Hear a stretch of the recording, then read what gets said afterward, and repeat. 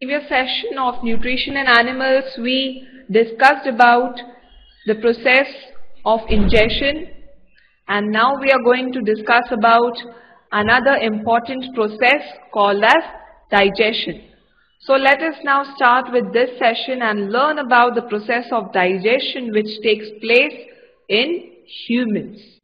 Okay, so first of all we should know that in which organ this process of digestion takes place. Yes, the process of digestion starts in the mouth itself, where the food is mixed with saliva. Now what does this mean? That your food has entered your body? Where does food enter your body?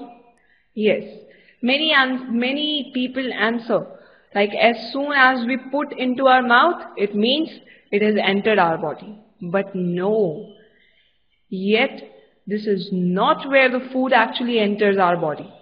When food is in our mouth or in our stomach or even in our intestines, it is still really outside of our body. The digestive tract is really just tube-like continuation of our body's external surface which runs through our body. So to enter the body, food must be absorbed. And then and there only we can consider that the food has actually entered our body. Means this process takes place when digestion gets over. But before we get into other process of nutrition, first we have to understand clearly about the process of digestion. And that is why we discussed that it starts in the mouth where the food is mixed with the saliva. Now, what can we say? That what is digestion? Yes, it is a process that breaks the things or the food components or the substances that we eat into molecules small enough to be absorbed by the cells that line the digestive tract. So what we discussed, when can we assume or when can we say that food has entered our body? Yes, we can say that food has entered our body when it has absorbed. It is being absorbed by cells. And that is why we say that digestion is such a process that breaks the substances or the things that we eat into molecules small, so small that it is absorbed by the cells that line the digestive tract. So that was our definition of digestion. But now we need to study that what actually happens in the process of digestion. What all organs are included in our digestive system, the digestive tract. Yes, the human digestive tract, or it is also called as alimentary canal, is actually about 9 meters or 30 feet in length. It consists of mouth and buccal cavity, esophagus, which is also known as food pipe, then stomach, small intestine, large intestine, and anus. So how you are going to remember this? Yes, first of all, mouth, then buccal cavity, then esophagus, then stomach, then small intestine. So remember this tricky word, moss, and then large intestine, and then anus. M-O-S-S-L-A. Mouth and buccal cavity, esophagus or food pipe, stomach, small intestine, large intestine, and anus. So these are all the important organs which play an important role in the process of digestion. These are all organs of the human digestive tract, also called as the alimentary canal. So now let us see this diagrammatic representation of alimentary canal which is present in humans. This is esophagus, then comes liver, then stomach, then large intestine, small intestine, and these are the parts, duodenum and ileum are the parts of small intestine. We do not have to study this, but we are only going to study small intestine, not its parts. Then finally comes rectum, and then this last part, that means this one is the anus, right? So this is anus, okay? And this is mouth. Okay, so this process of digestion actually starts with the mouth, then esophagus, stomach, small intestine, large intestine, rectum, and finally anus. So let us start with this process of digestion, and let us now discuss about each of the organs in detail. Yes, mouth and buccal cavity.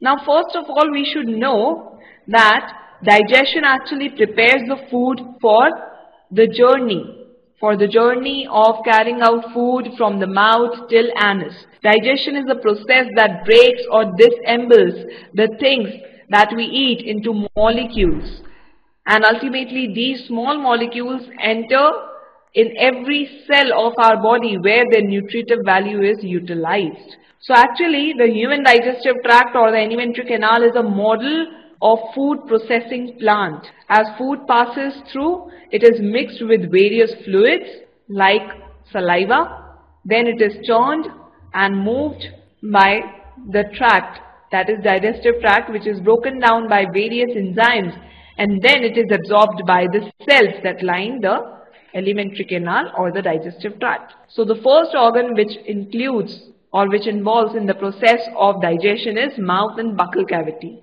Now what happens? Digestion begins in the mouth where food is cut and ground by teeth.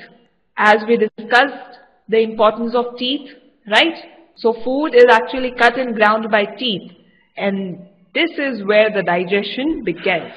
Now this makes food easier to dissolve and provides a greater surface area for various fluids to act upon.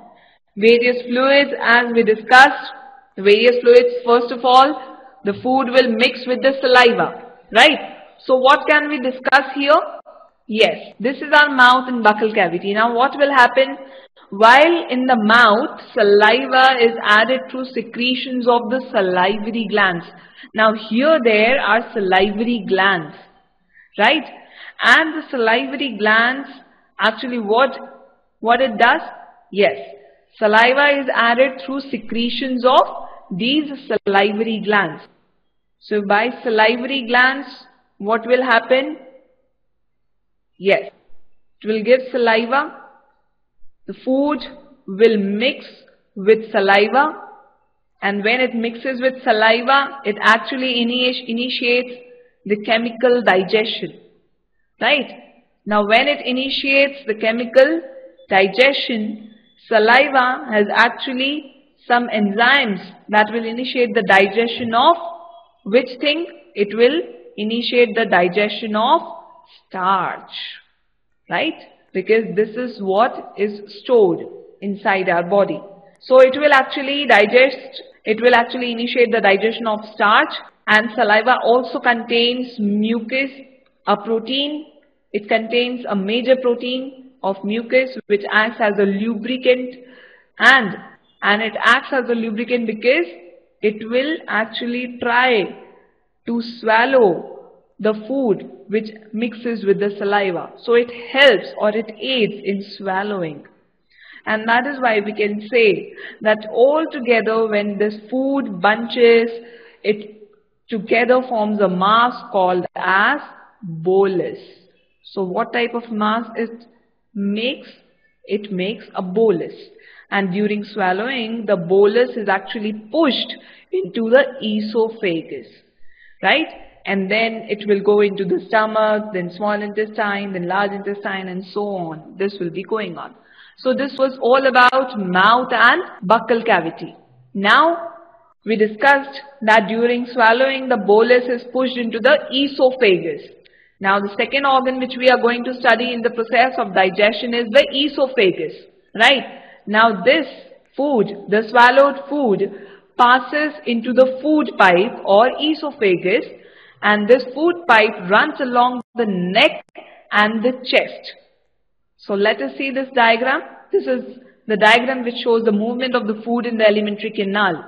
First the food is here where there is saliva, and then it aids in swallowing the food by the help of an enzyme or by the help of a protein, which is a major protein of mucus, which acts as a lubricant so that the food can be pushed towards the esophagus. Right? Now, what will happen? During swallowing, the bolus is pushed into the esophagus, the tubular channel that leads to the stomach. So this tubular channel, the food will pass through this tubular channel and finally it will reach to the stomach. Right? During the swallowing process, openings to the respiratory and nasal passages are automatically closed to ensure that food is kept out of these places, because there is a windpipe where there will be air and there is a food pipe there where there will be food. So this both should not get mixed up. That is why during the swallowing process, the openings to the respiratory and nasal passages are automatically closed. So now you can imagine how intelligent our brain is, right? It closes automatically this passage of respiratory and nasal ones so that the food can pass through this food pipe but not the windpipe. So in spite of our best efforts, we simply cannot breathe while swallowing. You might have noticed that while swallowing, or you haven't noticed, then you can observe this, you can notice this, that while swallowing, you not breathe. Or we can say that we cannot breathe while swallowing, right? And so, what happens next? Yes, the walls of the esophagus contain muscles. They are the involuntary muscles, means they are not in our hand. These are the actions, or these are the muscles which are performed automatically, and that is why we can say that these are involuntary muscles. So the walls of the esophagus contain muscles known as involuntary muscles that contract in successive waves, a process called as peristalsis. Right? Now, this movement of the walls of the esophagus, which helps in digesting the food by contracting and expanding, is known as peristalsis. So this is a very important and a new term for you, which you have to keep in your mind, right? Peristalsis. Okay, so what happens actually? Peristalsis constricts the esophagus and pushes the bolus of the food through the sphincter into a stomach. So because of this peristalsis, that is the movement of contraction and relaxation, what happens? Yes, what happens? After this, it pushes it into the stomach. That is why this contraction happens. Now this contraction and relaxation actually pushes the food from the stomach to, pushes the food from which way? From esophagus to the stomach. And so now we are going to study about stomach. So we are done with mouth and buccal cavity and esophagus, and now we have switched on to another organ, that is stomach. Now the food will be pushed from the esophagus to the stomach. Now let us study about stomach. What is actually stomach? It is a thick-walled bag. Its shape is like a flattened U structure. It is the widest part of the alimentary canal, and we can say that it is the widest part of the alimentary canal or the digestive tract. And one thing which you should remember is the inner lining of the stomach secretes mucus and hydrochloric acid and other digestive juices, which helps in the process of digestion, right? So this food pipe, we are done with food pipe, and now we are going to study about stomach. So what actually happens in the stomach? Yes, in the stomach will receive the food from the food pipe at one end, and then it opens into the small intestine at the other end. So let us now see one diagram or image which will show this kind of thing. Yes, stomach, as you can see, it is the wider part or the widest part of the alimentary canal or digestive tract.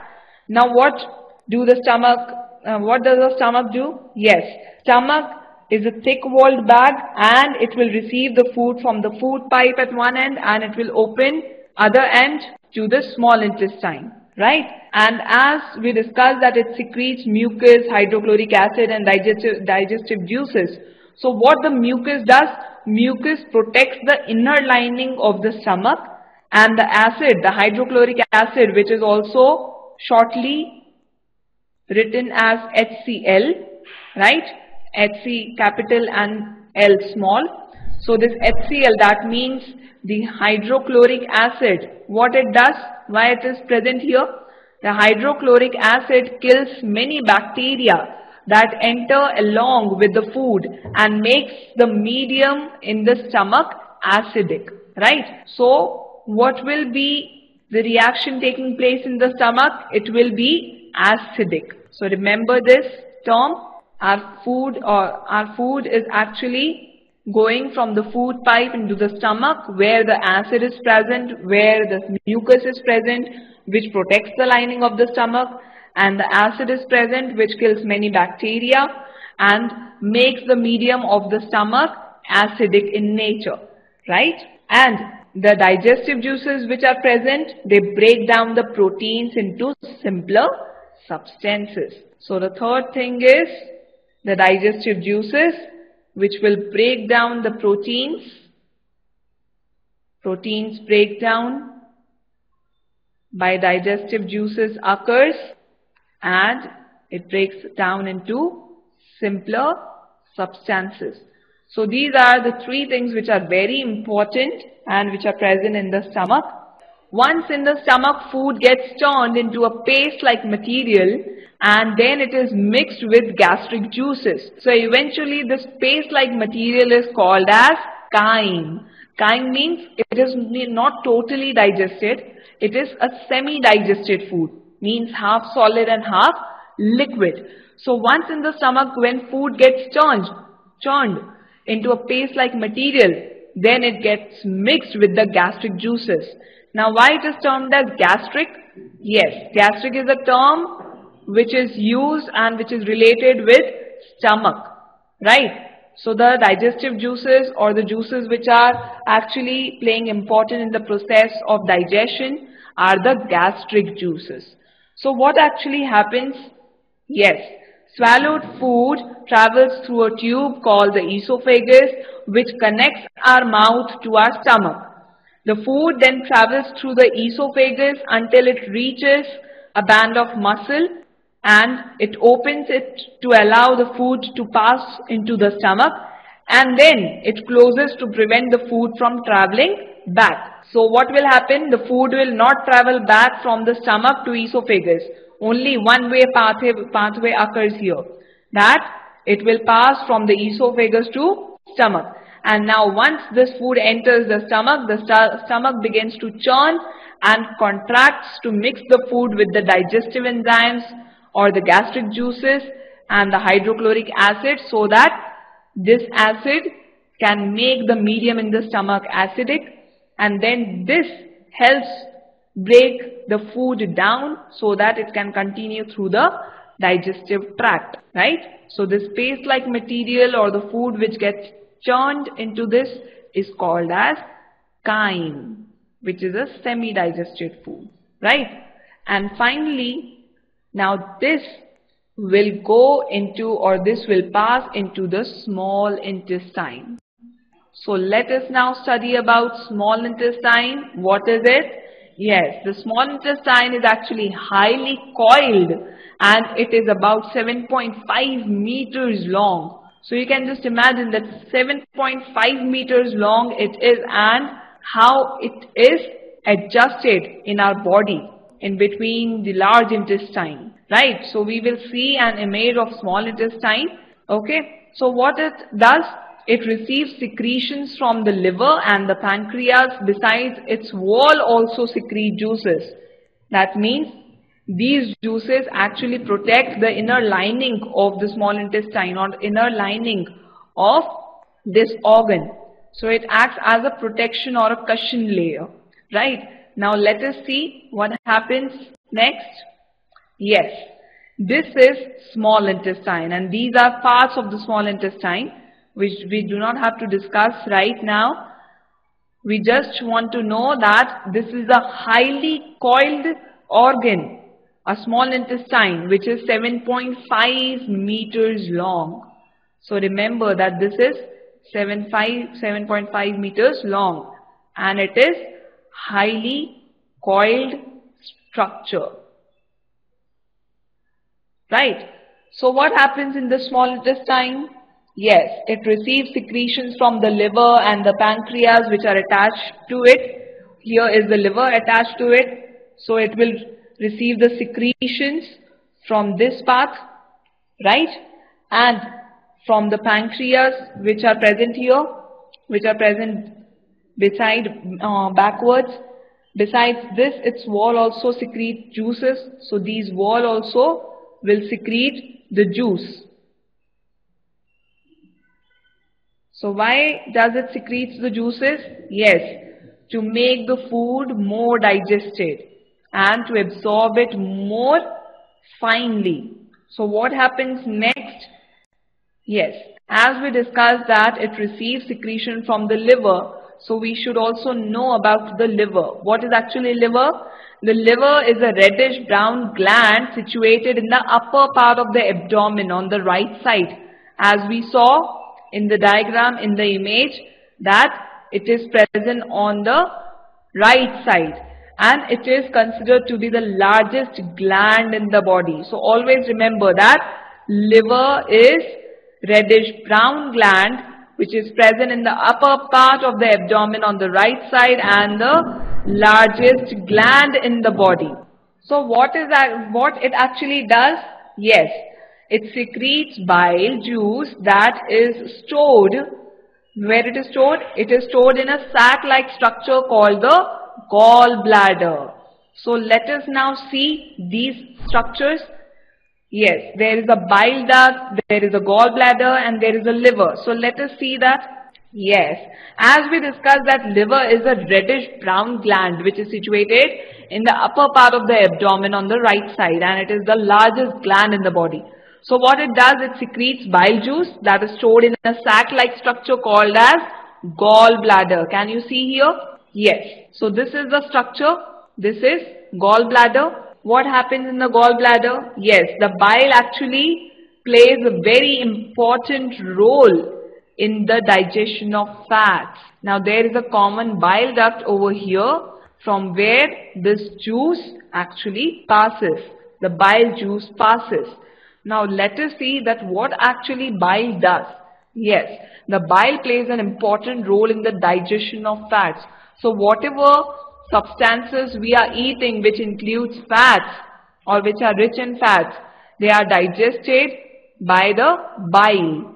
And the pancreas which are present with the liver, it is a large cream colored gland located just below the stomach, right? So we can say that it is attached or it is near the stomach. Yes, it is near the stomach. So the pancreatic juice which is secreted from the pancreas acts on the carbohydrates and proteins and then changes them into simpler forms. While what happens to the digestion of fats? Yes, bile plays an important role in the digestion of fats and pancreatic juice plays an important role in the digestion of carbohydrates and proteins and then it changes them into simpler forms. So the fats changes into simpler forms by the help of bile and the carbohydrates and proteins changes into simpler forms by the help of pancreatic juice, right? So all in all they play a very important role. So we can say that most digestion and absorption takes place in our small intestine. By the time the food we eat travels to the small intestine, it is thoroughly broken down. But the digestive juices which are present in the small intestine break it down into absorbable nutrients so that it can get absorbed.